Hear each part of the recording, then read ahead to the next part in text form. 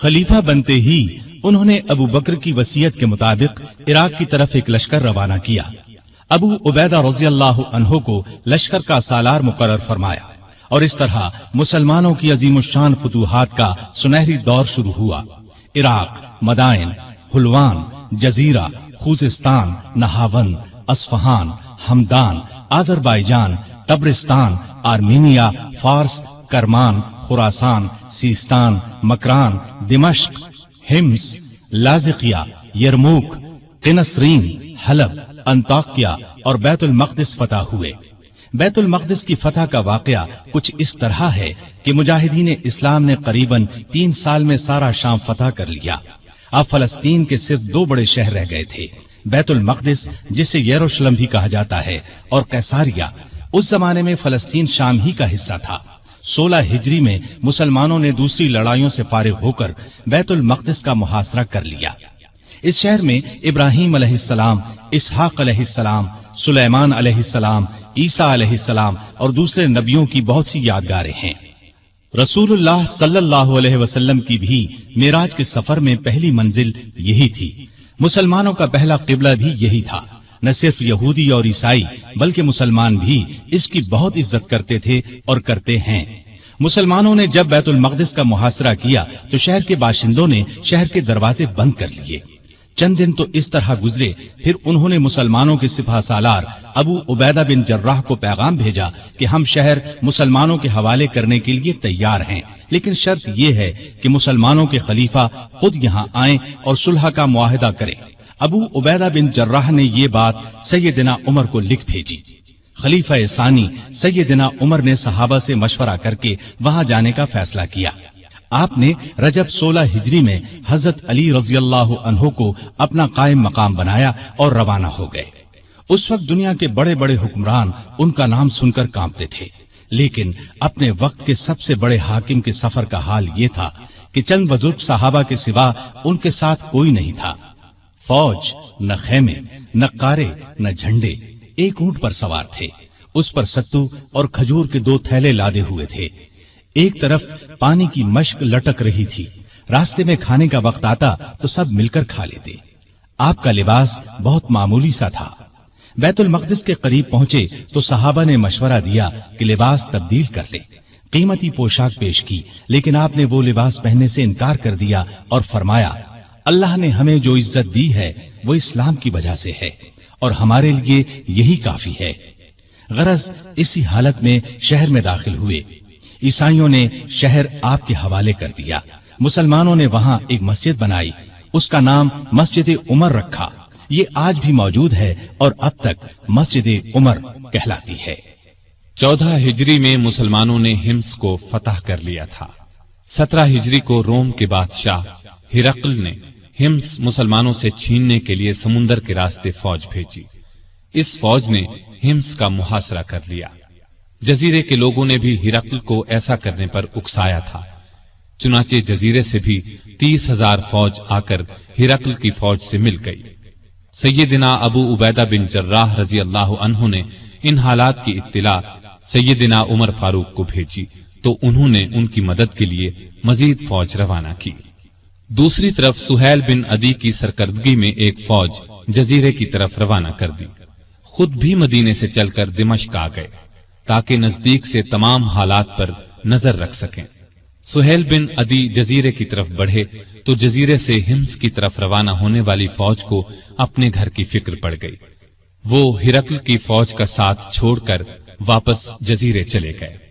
उधर अबू उबैदा बिन जर्राह ने खालिद बिन वलीद के मशवरे से शहर से निकलकर हिरकल की फौज पर हमला कर दिया। घमसान की लड़ाई के बाद रोमियों ने बदतरीन शिकस्त खाई। 4000 रोमियों ने इस्लाम कबूल कर लिया। 4000 मारे गए और बाकी भाग निकले। इस लड़ाई के बाद फिर कभी हिरकल को शाम पर चढ़ाई की जुर्रत न हुई। 18 हिजरी में इराक में ताउन की वबा फैली। इसमें बड़े बड़े सहाबा फौत हो गए। चंद एक के नाम ये हैं। अबू उबैदा बिन जर्राह जो मुसलमानों की फौज के सिपा सालार भी थे, मुआज बिन जबल रजी अल्लाह अन्हो, यजीद बिन अबी सुफियान रजी अल्लाह अन्हो, शुराहबील बिन हसना रजी अल्लाह अन्हो और कई बड़े बड़े सहाबा इस वबा में फौत हुए। دور فاروقی میں عرب میں قحط پڑا۔ ایسے میں سیدنا عمر نے رعایا کی خبرگیری میں دن رات ایک کر دیا۔ انسانوں کے لیے خوراک تھی نہ جانوروں کے لیے۔ سیدنا عمر کو انسانوں اور جانوروں کی یہ بدحالی دیکھ کر بہت صدمہ ہوا۔ انہوں نے بیت المال میں جتنا غلہ تھا سب مسلمانوں میں تقسیم کر دیا، جو نقدی تھی وہ بھی مسلمانوں میں تقسیم کر دی۔ تمام صوبوں کے حاکموں کو خط لکھے کہ فوراً زیادہ سے زیادہ غلہ روانہ کرو۔ چنانچہ ابو عبیدہ بن جراح نے شام کے علاقے سے 4000 اونٹ غلے سے لدے ہوئے بھیجے۔ عمرو بن عاص نے مصر سے سمندر کے راستے بحری جہاز روانہ کیے۔ ان میں ہر جہاز پر 6000 من غلہ لدا ہوا تھا۔ جب یہ جہاز مدینے کی قریبی بندرگاہ پر پہنچے تو سیدنا عمر خود انہیں دیکھنے کے لیے بندرگاہ پہنچے۔ غلے کو حفاظت سے رکھنے کے لیے بندرگاہ میں 2 بڑے بڑے مکان بنوائے۔ دوسرے صوبوں سے بھی بہت سا غلہ پہنچ گیا۔ غلے کی تقسیم کا یہ انتظام کیا کہ بہت سے رجسٹر بنوائے۔ ان میں قحط کا شکار ہونے والوں کے نام درج کیے گئے۔ ہر ایک نام کے ساتھ ان کی ضرورت کے مطابق غلے کی مقدار لکھی گئی۔ پھر ہر شخص کو پرچی دی گئی، اس پر سیدنا عمر کی مہر ہوتی تھی۔ اس پرچی کے مطابق انہیں روزانہ غلہ دیا جاتا۔ اس کے علاوہ سیدنا عمر ہر روز 20 اونٹ اپنے سامنے ذبح کرواتے اور ان کا گوشت پکوا کر لوگوں کو کھانا کھلاتے۔ اس طرح ہزاروں آدمی روزانہ سیدنا عمر رضی اللہ عنہ کے دسترخوان پر کھانا کھاتے۔ غلے کے علاوہ لوگوں میں کپڑے اور کھجوریں بھی تقسیم کی جاتی، اور خود اپنا یہ حال تھا کہ اس زمانے میں گوشت، دودھ اور گھی کھانا بالکل چھوڑ دیا تھا۔ اکثر بھوکے رہتے یا عام لوگوں کے ساتھ خود بھی کھاتے۔ اس طرح اس کا اثر آپ کے جسم پر پڑا۔ لوگ انہیں دیکھتے اور کہتے، اگر قحط دور نہ ہوا تو رعایا کا غم انہیں مار ڈالے گا۔ ایک دن ایک شخص سے پانی مانگا، اس کے پاس شہد تھا، اس نے وہی پیش کر دیا۔ آپ نے شہد پینے سے انکار کر دیا اور فرمایا، قیامت کے دن اگر مجھ سے پوچھا گیا کہ لوگ روٹی کو ترس رہے تھے اور تو شہد کھاتا تھا تو میں کیا جواب دوں گا؟ ایسا بھی ہوا کہ گھی کا برتن اور آٹے کی بوری اٹھواتے اور جہاں کہیں بھوکوں کا مجمع نظر آتا اپنے خادم کی مدد سے کھانا تیار کرواتے اور انہیں کھلاتے۔ دیہاتوں میں جاتے، وہاں اونٹ ذبح کرتے، گوشت، آٹا اور کپڑے لوگوں میں تقسیم کرتے۔ قحط کے دنوں میں سخت بے چین رہتے اور دعا کرتے تھے، اے اللہ، میرے عملوں کی وجہ سے محمد صلی اللہ علیہ وسلم کی امت کو تباہ نہ کر۔ لوگوں کا خیال اس قدر تھا کہ فرمایا کرتے تھے، اگر دریائے فرات کے کنارے ایک کتا بھی بھوکا مر گیا تو اللہ کے سامنے مجھے اس کا جواب دینا ہوگا۔ وہ خود اور لوگ رو رو کر بارش کی دعائیں کرتے تھے۔ آخر ایک دن نبی صلی اللہ علیہ وسلم کے چچا عباس رضی اللہ عنہ اور دوسرے مسلمانوں کو لے کر نکلے اور نہایت عاجزی سے ان الفاظ میں دعا کی، اے اللہ، پہلے تو ہم اپنے نبی صلی اللہ علیہ وسلم کے وسیلے یعنی نبی کی دعا کے وسیلے سے تجھ سے دعا کیا کرتے تھے، اب ہم تجھ سے اپنے نبی کے چچا کے وسیلے یعنی چچا کی دعا کے وسیلے سے دعا کرتے ہیں کہ ہم پر بارش نازل فرما۔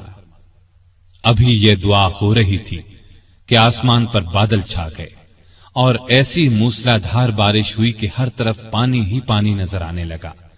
اس بارش نے خشک کھیتوں میں جان ڈال دی اور قحط دور ہو گیا۔ بیت المقدس کی فتح کے بعد شام میں قیصاریہ کا شہر باقی رہ گیا تھا۔ اس پر ابھی تک رومیوں کا قبضہ تھا۔ بحیرہ روم کے ساحل پر ایک بہت بڑا شہر تھا۔ یہ مہم امیر معاویہ کے سپرد کی گئی۔ انہوں نے شہر کو فتح کیا۔ 80,000 رومیوں میں سے بہت کم زندہ بچے۔ اب پورے شام پر اسلام کا جھنڈا لہرانے لگا۔ اس زمانے میں مصر کا ملک بھی رومی حکومت کے ماتحت تھا۔ 18 ہجری میں حضرت عمر نے حضرت عمرو بن عاص رضی اللہ عنہ کو 4000 کا لشکر دے کر مصر روانہ کیا۔ مصر کا حاکم مقوقس تھا۔ اس نے بے تحاشا فوج جمع کر لی۔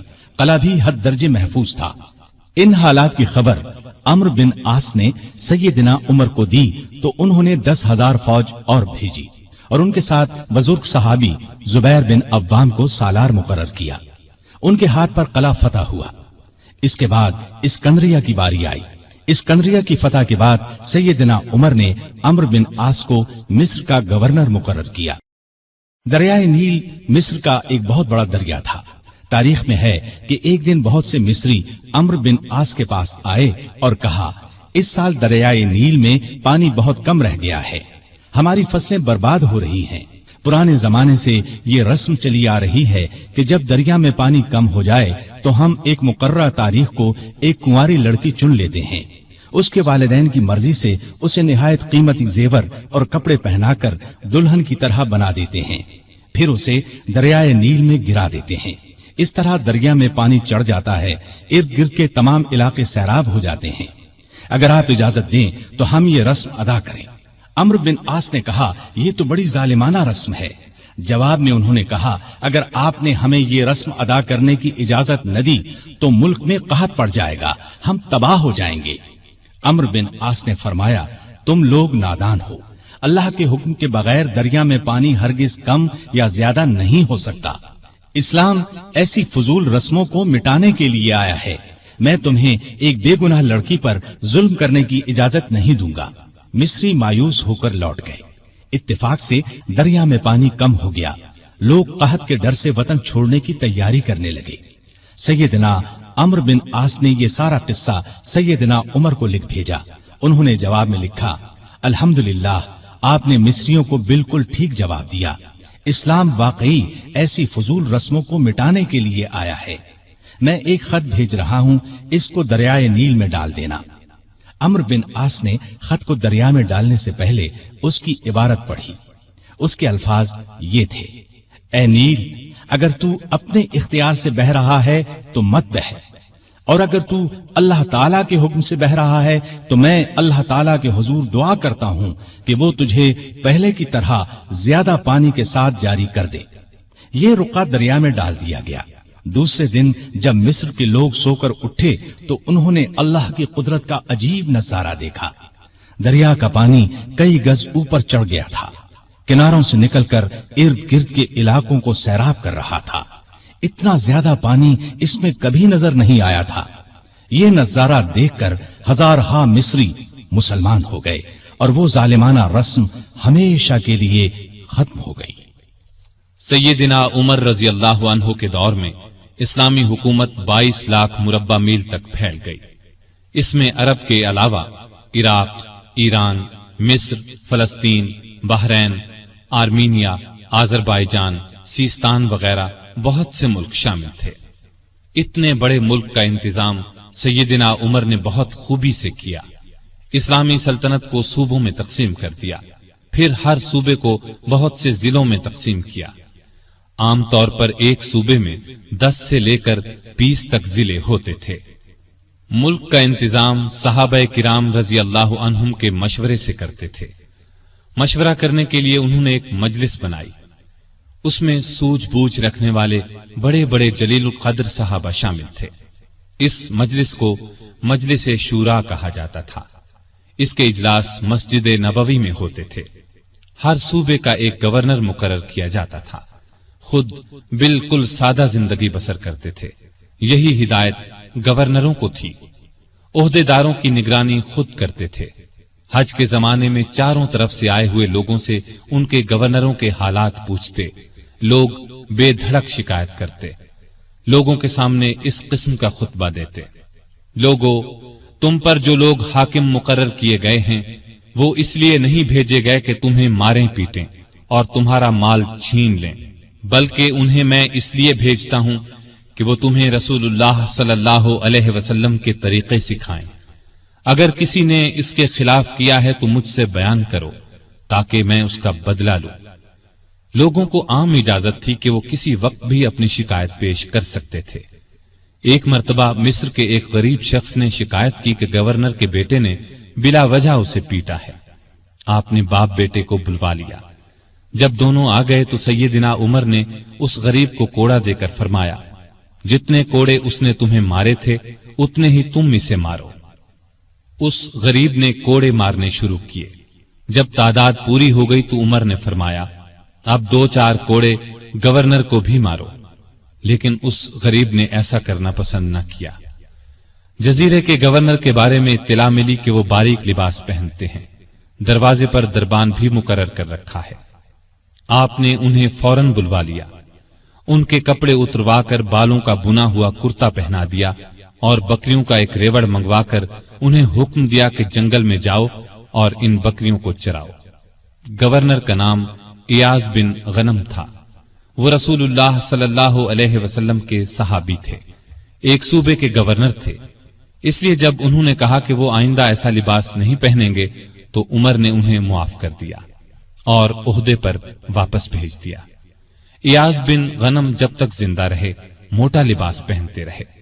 फिर उन्होंने कभी बारीक लिबास पहना न दरवाजे पर दरबान रखा। खालिद बिन वलीद रजी अल्लाह अन्हु इस्लाम के बहुत बड़े जर्नैल थे।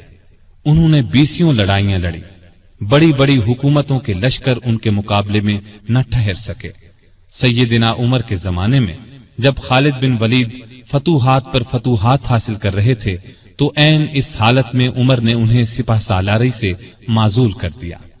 जब लोगों ने वजह पूछी तो उन्होंने फरमाया, मुसलमान ये ख्याल करने लगे थे कि ये फतूहात खालिद बिन वलीद की वजह से हो रही हैं, जबकि फतूहात हमें अल्लाह ताला की मेहरबानी से हो रही हैं।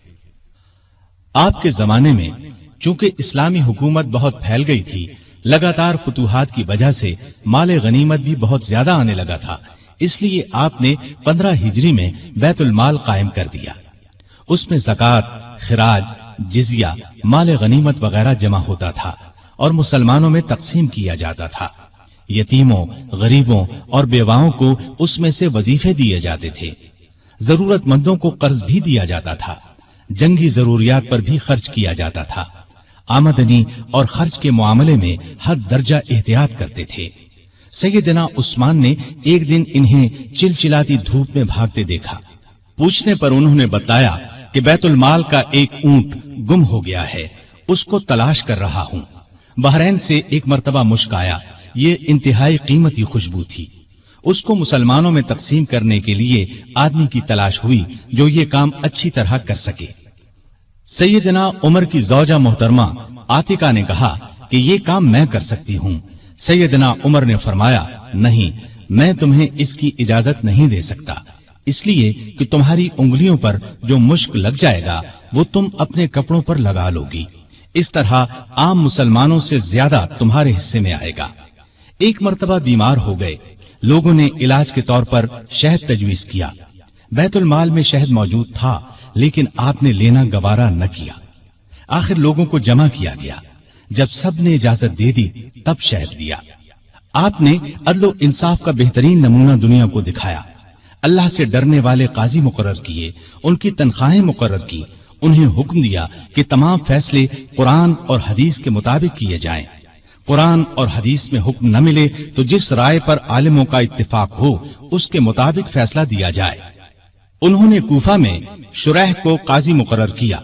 उनके फैसले बहुत मशहूर हुए। अमीरुल मोमिनीन के खिलाफ भी फैसले दे देते थे। सैयदना अली ने भी उन्हें अपने दौर में काजी के ओहदे पर कायम रखा। कबीला गस्सान के बादशाह जबला ने इस्लाम कबूल कर लिया। वो हज करने के लिए आया। उसकी चादर पर एक गरीब बद्दू का पांव आ गया। उसने बद्दू को जोर से थप्पड़ दे मारा। बद्दू की नाक की हड्डी टूट गई। वो सैयदना उमर की खिदमत में हाजिर हो गया, इंसाफ का तलबगार हुआ। सैयदना उमर ने जबला को बुला भेजा। वो हाजिर हुआ तो आपने उसे कहा, तुमने इस गरीब मुसलमान से ज्यादती की है, लिहाजा बदला दो। ये गरीब तुम्हें उस जगह थप्पड़ मारेगा जिस जगह उसके मुंह पर थप्पड़ लगा है। हाँ, अगर तुम इससे मुआफी मांग लो और ये मुआफ कर दे तो और बात है। जबला ने कहा, मुझे एक दिन की मोहलत दी जाए ताकि मैं गौर कर सकूं। जबला को एक दिन की मोहलत मिल गई। वो वहां से फरार होकर शाम चला गया और दोबारा ईसाई मजहब इख्तियार कर लिया। एक मर्तबा हज के मौके पर एक शख्स ने गवर्नर की शिकायत की कि उसने मुझे बेकसूर 100 कोड़े मारे हैं। सैयदना उमर रज़ियल्लाहु अन्हु ने शिकायत दुरुस्त पाई तो हुक्म दिया, तुम भी इसे 100 कोड़े मारो। एक ईसाई किसान ने शिकायत की कि उसके खेतों से मुसलमान फौज गुजरी है जिससे उसका नुकसान हुआ है। आपने बैतुल माल से उसे 10,000 दिरहम देने का हुक्म दिया। सैयदना उमर फारूक ने आम लोगों को मना कर दिया कि वो शरीयत के किसी मसले पर अपना फैसला दें। इस काम के लिए उन्होंने फतवे जारी करने का महकमा कायम किया। फतवे देने वाले बुजुर्गों के नाम ये हैं: सैयदना उस्मान, सैयदना अली, सैयदना अब्दुर्रहमान बिन औफ, सैयदना उबय बिन काब, सैयदना मुआज बिन जबल, सैयदना जैद बिन साबित, सैयदना अबू दरदा, सैयदना अबू हुरैरा रज़ियल्लाहु ताला अन्हुम। सैयदना उमर रजी अल्लाह ताला अन्हु ने पुलिस का महकमा कायम किया। रियाया की खबरगिरी रखने के लिए रातों को गश्त लगाया करते थे। मुल्क शाम के सफर से लौट रहे थे कि एक बुढ़िया नजर आई। उससे पूछा कि बड़ी भी उमर के बारे में कुछ मालूम है? वो बोली, हां, सुना है शाम गया हुआ है। अल्लाह उससे समझे, आज तक उसने मुझे फूटी कौड़ी तक नहीं दी। उसे मालूम नहीं मैं कितनी तंगी से गुजारा कर रही हूं। सैयदना उमर ने यह सुनकर फरमाया, बड़ी भी तुमने जाकर उमर को अपना हाल बताया? बुढ़िया ने कहा, अगर उसे रियाया का हाल मालूम नहीं तो खिलाफत क्यों करता है? सैयदना उमर फारूक रजी अल्लाह अन्हु ये सुनकर रो पड़े। फिर उससे पूछा, तुम क्या लेकर उमर को मुआफ कर सकती हो? उसने कहा, अगर मुझे 25 दीनार मिल जाएं तो मुआफ कर दूंगी। आपने उसी वक्त उसे 25 दीनार दे दिए। वो खुश होकर दुआएं देने लगी, अल्लाह उमर को मुआफ करे, उस पर अपनी रहमत नाजिल करे। बाद में सैयदना उमर रजी अल्लाह अन्हु ने उसका वजीफा मुकर्रर फरमा दिया। एक रात गश्त के दौरान में चंद बच्चों के रोने की आवाज सुनी। मालूम हुआ कि बच्चे भूखे हैं और मां ने उन्हें बहलाने के लिए हांडी में सिर्फ पानी डालकर आग जला रखी है। आप उसी वक्त खादिम असलम के साथ बैतुल माल गए। आटा, गोश्त, घी और खजूरें निकालकर खादिम से फरमाया, ये तमाम चीजें मेरी कमर पर रख दो। असलम ने अर्ज किया, आप क्यों तकलीफ करते हैं, मैं उठा लेता हूं। आपने फरमाया, नहीं, क़यामत के दिन मेरा बोझ तुम नहीं उठाओगे। फिर सब चीजें अपनी कमर पर लाद कर लाए। खुद खाना तैयार किया, खुद चूल्हा फूंका। खाना तैयार होने पर अपने सामने बच्चों को खिलाया। उन्होंने पेट भर कर खाया, फिर उछलने कूदने लगे। सैयदना उमर उन्हें उछलते कूदते देखते और खुश होते रहे। औरत ने उनसे कहा, अल्लाह तुम्हें नेक बदला दे। अमीरुल मोमिनीन बनने के लायक तो तुम हो, न कि सैयदना उमर। सैयदना उमर फारूक रजी अल्लाह अन्हु ये सुनकर मुस्कुराए, फिर वापस मदीना आए और उस औरत का वजीफा मुकर्रर कर दिया। एक रोज शाम के वक्त मदीने के बाहर एक काफिला उतरा। सैयदना उमर ने अब्दुर्रहमान बिन औफ रजी अल्लाह अन्हु को साथ लिया और रात भर काफिले का पहरा देते रहे। एक काफिले में एक नन्हे बच्चे को रोते देखा तो उसकी मां पर नाराज हुए कि बच्चे को दूध क्यों नहीं पिलाती। वो आपको पहचानती नहीं थी। कहने लगी, अमीरुल मोमिनीन ने हुक्म दिया है कि जब तक बच्चे मां का दूध पीते रहें बैतुल माल से उनका वजीफा मुकर्रर न किया जाए। मैं इसका दूध छुड़ा रही हूं ताकि वजीफा लग जाए। ये है इसके रोने की वजह। सैयदना उमर ये सुनकर रोए, फिर ऐलान कर दिया कि जिस दिन कोई बच्चा पैदा होगा उसका वजीफा उसी दिन से मुकर्रर हो जाएगा। एक मर्तबा लोगों को खाना खिला रहे थे। एक शख्स को बाएं हाथ से खाना खाते देखा। नजदीक जाकर उससे कहा, दाएं हाथ से क्यों नहीं खाते? उसने कहा, मेरा दायां हाथ मूता की लड़ाई में कट गया था। यह सुनकर सैयदना उमर रोने लगे। उसके पास बैठ गए और बोले, अफसोस, तुम्हें वुजू कौन कराता होगा? फिर उसकी खिदमत के लिए एक खादिम दिया और जरूरत की चीजें उसके घर भिजवाईं। एक रात गश्त के दौरान में एक औरत की आवाज सुनी। वो अपनी बच्ची से कह रही थी, दूध में पानी मिला दे। बेटी ने यह सुनकर कहा, मां, अमीरुल मोमिनीन का हुक्म है कोई दूध में पानी न मिलाए। मां ने यह सुनकर कहा, बातें ना बना, पानी मिला। अमीरुल मोमिनीन कौन सा देख रहे हैं? लड़की ने कहा, अमीरुल मोमिनीन तो नहीं देख रहे, मगर अल्लाह तो देख रहा है। सैयदना उमर ने मां बेटी की यह गुफ्तगू सुनी तो अपने खादिम से कहा, इस घर को अच्छी तरह पहचान लो। दूसरे दिन उनके बारे में पता करवाया। उन्हें लड़की की ईमानदारी इस कदर पसंद आई कि अपने बेटे आसिम के लिए रिश्ता मांग लिया। इस तरह ये शादी हुई। बनु उमैया के उमर बिन अब्दुल अजीज रहमतुल्लाह अलैह इसी खातून के नवासे थे। उन्हें अदल इंसाफ, सादगी, परहेजगारी की वजह से दूसरा उमर कहा जाता है। उनका दौर बेहतरीन दौर हुआ। मदीने की एक बेसहारा अंधी औरत के घर की सफाई अमीरुल मोमिनीन खुद किया करते थे। रसूलुल्लाह सल्लल्लाहु अलैहि वसल्लम के एक सहाबी सईद बिन यरबूक की आखिरी उम्र में बीनाई जाती रही। उनके लिए एक खादिम मुकर्रर किया जो उन्हें मस्जिद तक लाता था। रास्ता चलते एक औरत ने सैयदना उमर फारूक को रोक लिया और कहा, मैं रसूलुल्लाह सल्लल्लाहु अलैहि वसल्लम के सहाबी खुफाफ बिन ईमा की बेटी हूँ। शौहर फौत हो गया है, छोटे छोटे बच्चे हैं, कोई जमीन भी नहीं है। बच्चों को घर में छोड़कर मेहनत मजदूरी भी नहीं कर सकती कि बच्चों को कोई नुकसान न पहुंच जाए। हजरत उमर ने उसकी पूरी बात तवज्जो से सुनी और फरमाया, तुम थोड़ी देर यहीं ठहरो। ये कहकर घर गए। वापस लौटे, एक मोटे ताजे ऊंट पर बहुत सा सामान लदा हुआ साथ लाए। उस पर कपड़े और नकद रकम भी थी। उस औरत से फरमाया, ये ऊंट ले जाओ, जब खत्म हो जाए तो बता देना। जिहाद पर जाने वाले मुसलमानों के घर वालों का बहुत ख्याल रखते थे। उनके घरों में जाकर उनकी औरतों से कहते, तुम्हें बाजार से कुछ मंगवाना हो तो मैं ला देता हूँ। बेवा औरतों का पानी भर देते। मुजाहिदीन के खत आते तो ये खत खुद उनके घरों में पहुंचाते। उनसे जवाब लेकर मुजाहिदीन को भिजवाते। बैतुल माल से हाजतमंदों को देते। रास्तों में चौकियां बनवाई ताकि रास्ते महफूज हो जाएं। शहरों में मेहमान खाने बनवाए। मुल्क में जगह जगह नहरें खुदवाई जिनसे आपाशी आसान हो गई। सड़कें और पुल बनवाए। नए शहर बसाए। करीबन 4000 मस्जिदें तामीर करवाई। हरम काबा को वसी करवाया। मस्जिद नबवी को वसी करवाया। मर्दम शुमारी का निजाम राइज किया। सिक्का जारी किया। सने हिजरी कायम किया। जंगों का सिलसिला बढ़ा तो फौजी निजाम कायम किया। फौजियों की तनख्वाहें मुकर्रर की। मुजाहिदीन के बीवी बच्चों और गुलामों के लिए वजीफे मुकर्रर किए। फौज को 2 हिस्सों में तकसीम किया। एक बाकायदा फौज जो हमेशा महाजों पर रहती थी। दूसरी रजाकार फौज। ये लोग उमूमन घरों में रहते थे। जरूरत पड़ने पर उन्हें महाज पर भेजा जाता।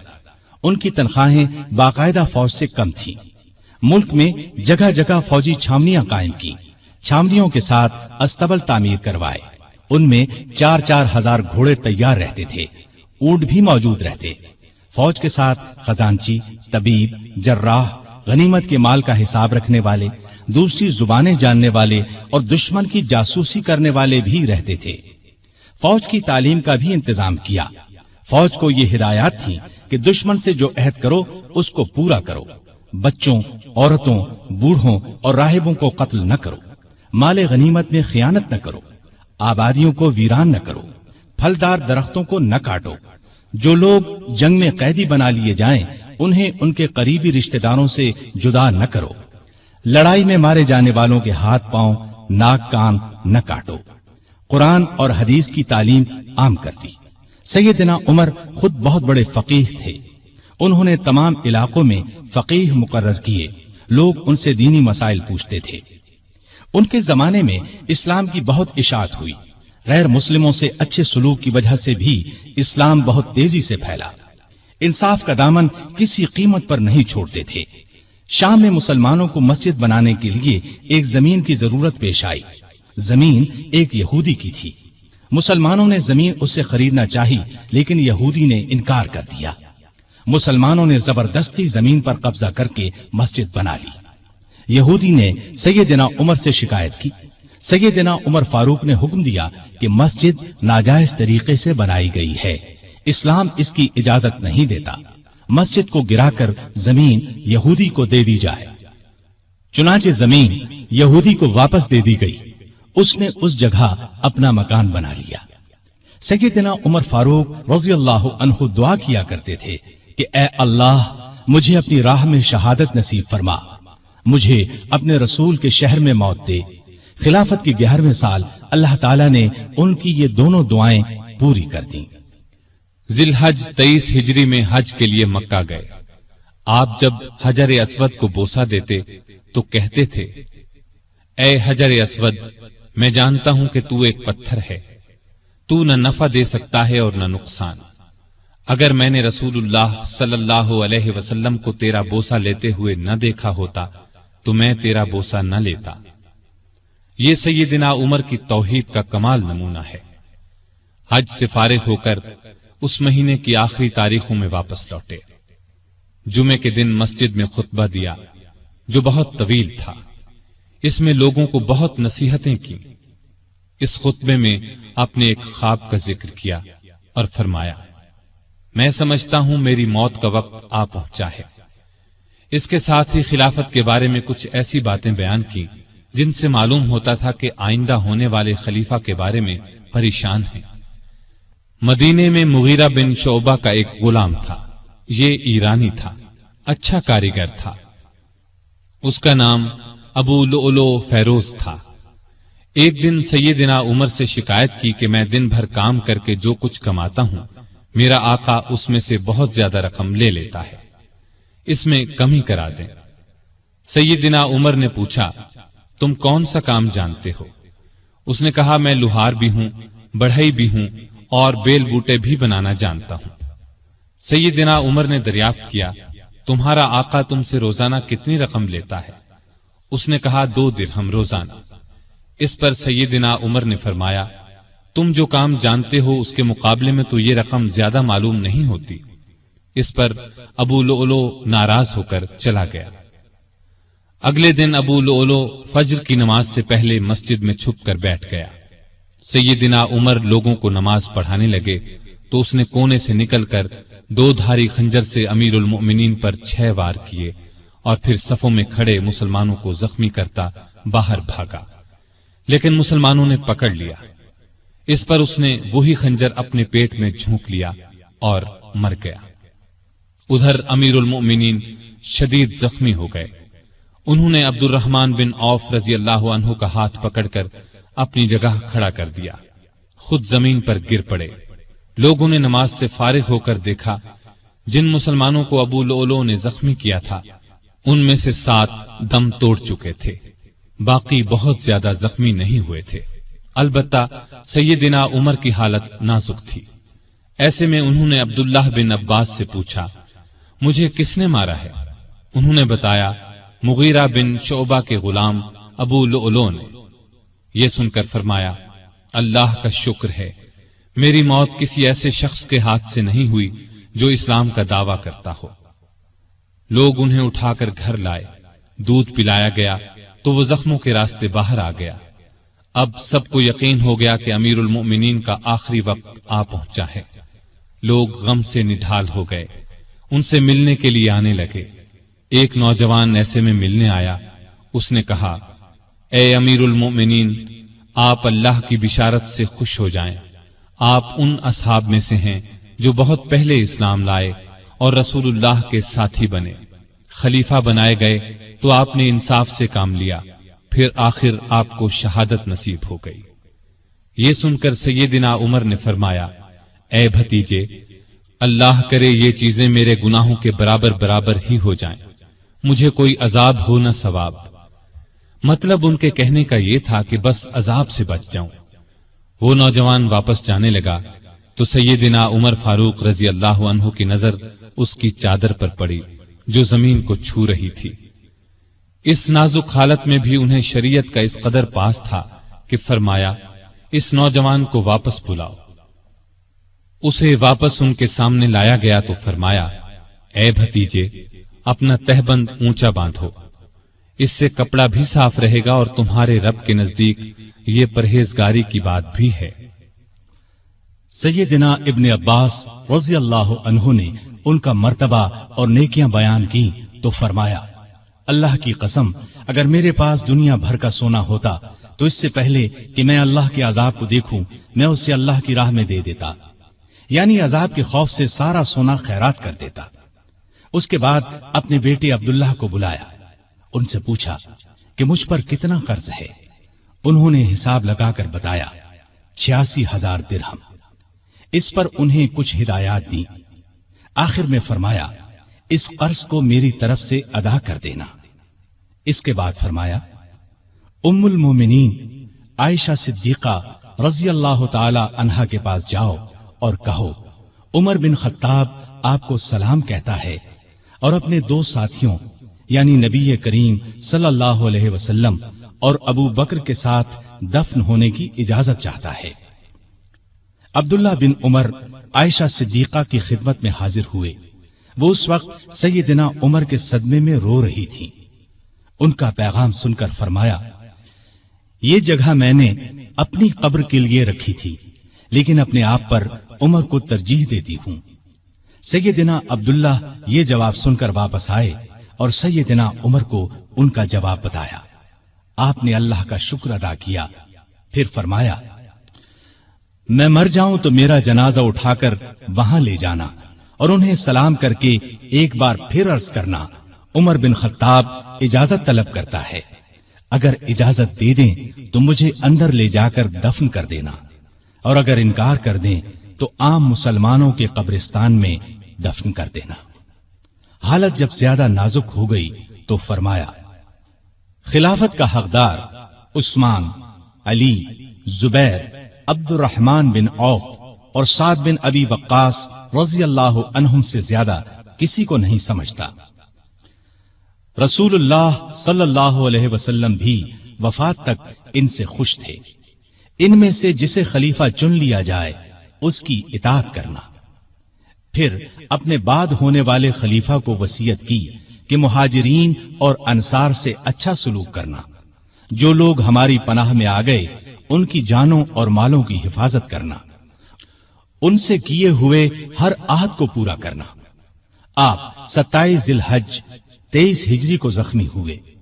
3 दिन बाद यकम मुहर्रम 24 हिजरी को वफात पाई और शहादत के दर्जे पर फायज हुए। उस वक्त उम्र 63 साल थी। जनाजा चारपाई पर रखा गया तो चारों तरफ लोग जमा हो गए। सैयदना अली रजी अल्लाह अन्हु आए तो फरमाया, अल्लाह आप पर रहम फरमाए। आपने कोई ऐसा शख्स नहीं छोड़ा कि अल्लाह के सामने जाने के लिए मुझे उसके अमल आपके अमल से ज्यादा पसंद हो।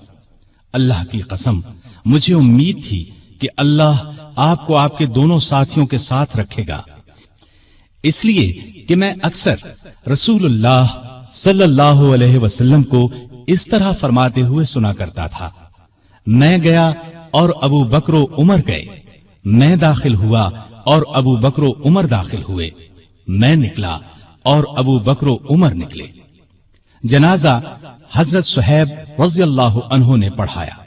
हजरत अली, उस्मान, साद बिन अबी वक्कास और अब्दुर्रहमान बिन औफ रज़ी अल्लाह अन्हुम ने कब्र में मैयत को उतारा और इस्लाम के इस बहुत बड़े फर्जंद को हमेशा के लिए रसूलुल्लाह सल्लल्लाहु अलैहि वसल्लम और सैयदना अबू बकर रज़ी अल्लाह अन्हु का साथ नसीब हो गया है। सैयदना उमर रज़ी अल्लाह अन्हु ने कई शादियां की। उनसे 8 या 9 लड़के, 4 या 5 लड़कियां हुई। मशहूर बीवियों के नाम ये हैं: ज़ैनब बिनते मज़ऊन रज़ी अल्लाह अन्हा, आतिका बिनते ज़ैद रज़ी अल्लाह अन्हा, उम्मे हकीम बिनते हारिस रज़ी अल्लाह अन्हा, उम्मे कुलसूम बिनते अली रज़ी अल्लाह अन्हा। औलाद में से हफ्सा, अब्दुल्ला, उबैदुल्ला और आसिम रज़ी अल्लाह अन्हुम बहुत मशहूर हैं। हफ्सा रज़ी अल्लाह अन्हा को रसूलुल्लाह सल्लल्लाहु अलैहि वसल्लम की पाक बीवियों में शामिल होने का शरफ हासिल है। वो उम्मुल मोमिनीन कहलाई। आप में अल्लाह का खौफ इंतहा को पहुंचा हुआ था। इबादत का शौक भी बेहद था।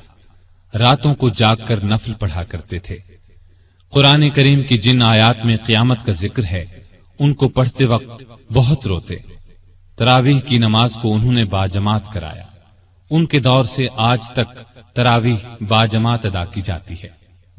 आप में बुर्दबारी हद दर्जे की थी। दूसरों की नुक्ताचीनी को सब्र और हौसले से बर्दाश्त करते थे। आपने एक वक्त में कभी दस्तरखान पर 2 सालन जमा न किए।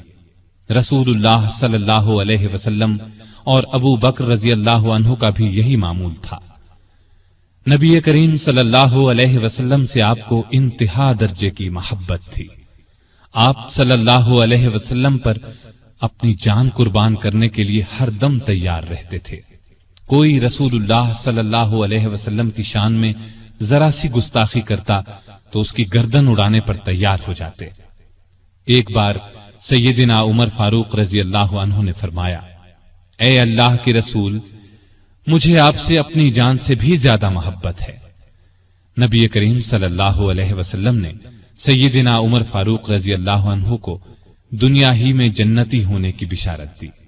سیدنا عمر فاروق رضی اللہ عنہ کے چند اقوال یہ ہیں: بزرگ بننے کے لیے علم حاصل کرو. جو آدمی خود کو عالم کہے وہ جاہل ہے، جو خود کو جنتی کہے وہ جہنمی ہے. جس سے تمہیں نفرت ہے اس سے ڈرتے رہو. بڑھاپے سے پہلے جوانی اور موت سے پہلے بڑھاپے کو غنیمت جانو. سب سے بری آوازیں دو ہیں، نوحہ اور راگ یعنی گانا. کم بولنا دانائی، کم کھانا صحت، کم سونا عبادت، اور عام لوگوں سے کم ملنا عافیت ہے. توبہ کی تکلیف سے گناہ کا چھوڑنا آسان ہے.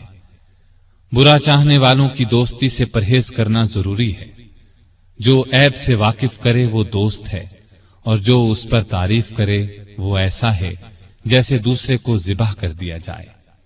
سلامتی گمنامی میں ہے. اللہ تعالی سیدنا عمر فاروق رضی اللہ عنہ پر رحمت فرمائے. آمین.